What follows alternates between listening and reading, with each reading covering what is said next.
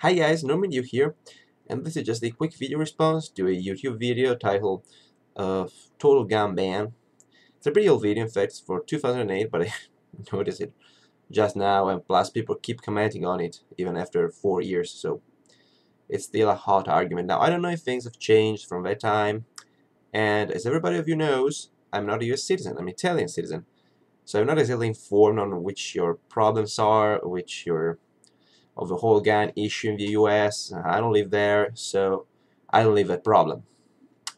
However, I would just like to point out a few things. Now, many of you don't know gun laws in Italy, so let me make a quick overview about them. In Italy, to own every kind of gun, you need a license, and the license is issued after you basically took a class, sorry, which is not your usual 3 days gun class that you can take in the US. It's a pretty long class, and you have to also pass medical examination, psychological examinations to prove you're physically, medically, and psychologically fit to own a gun.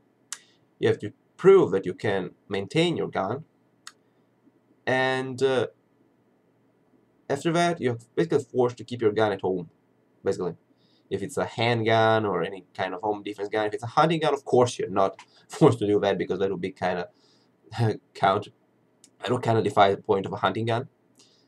You need a special permission for hunting. You need a special permission for sport shooting. What else? There's very low range of guns that you can own. I think sniper rifles are pretty much banned, and carrying guns around is a no-no.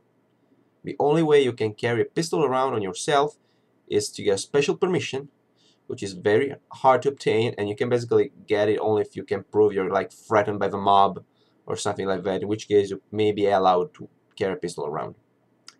Now, all of this to a US citizen may seem like sort of living in prison or something like that, but let me tell you something.